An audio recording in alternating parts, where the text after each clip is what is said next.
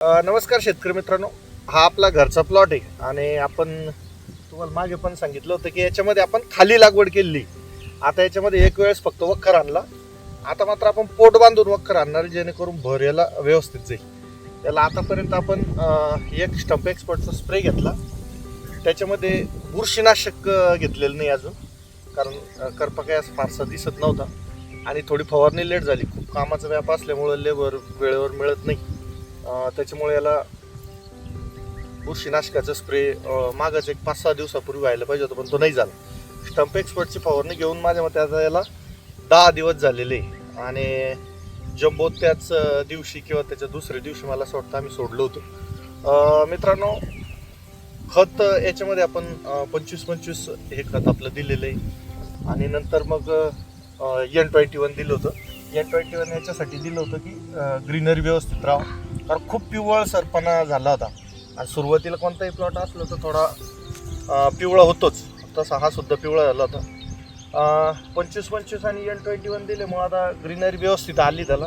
त्याच्यानंतर आता micro plus सुद्धा आपण देणार आहे. स्टंप एक्सपर्टचे स्प्रे घेतल्यामुळे तुम्ही पहा, जवळून जर बघितलं तर एकदम जबरदस्त असं फुटवा वगैरे झालेला आहे.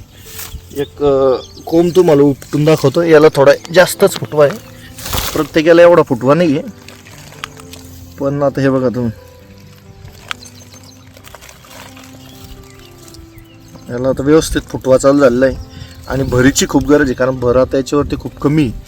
तर आम्ही भर याला आता लावणार आहे. वखराचं पोट बांधून याच्यावरती आपण आता भर लावणार आहे. तुम्हाला आणखी एखादा कंद सुद्धा इथं उपटून दाखवतो, जेणेकरून तुम्हाला एक अंदाज येईल की किती माल खाली काम कसं चालू आहे याचं.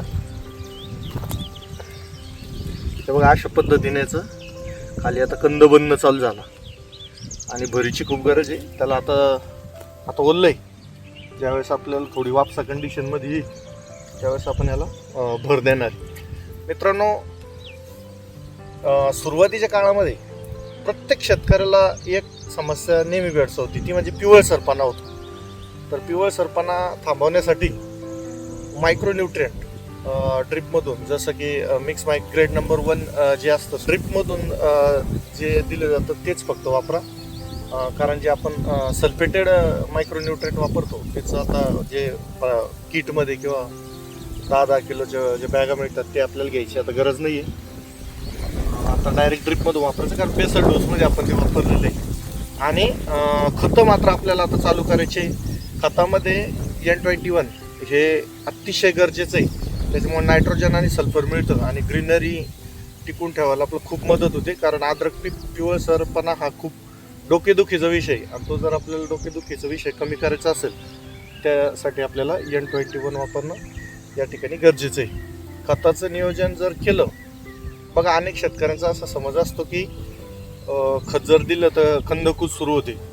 एक लक्षात घ्या, 4.5 फुटावर जर बेड असेल, 1 फुटावर जर आपलं ड्रिपर असेल तर साधारण 10,000 ड्रिपर एका एकरामध्ये असतात. आणि 5 किलो खत जर आपण ड्रिपमधून दिलं, किंवा 10 किलो पकडू आपण, 10 किलो खत जर आपण ड्रिपमधून दिलं तर एका ड्रिपरच्या वाट्याला 1 ग्रॅम खत येतं. आणि 1 ग्रॅम खत हे साधारण 500 ml पाण्यामध्ये जातं. 15 ते 20 मिनिट आपण साधारण पंप चालवतोच या दिवसामध्ये. तर जर 500 ml पाण्यामध्ये 1 ग्रॅम खत जात असेल आणि तुम्ही लक्ष द्या, समजा इथं ही ड्रिपर आहे, आता ह्या ड्रिपरमधून 1 ग्रॅम इथं खत 500 ml पाण्यामध्ये जर जात आहे आणि खाली ते एवढ्या जागीत जर पसरत आहे, तर 1 ग्रॅम खतामुळे कंदकुज खरंच होऊ शकते का, याचा तुम्ही थोडासा विचार करा. एकाच बेडला साधारण 1 किलो खत तुम्ही सोडून बघा, आणि जर समजा तुम्हाला कंदकुज वाटली तर मग मात्र तिथून पुढे तुम्ही खत सोडू नका. त्या एका बेडचं ऑब्झर्वेशन करा आणि नंतरच निर्णय घ्या. परंतु माझं असं मत आहे की फक्त खतामुळं अद्रक लागू शकते असं मला वाटत नाही.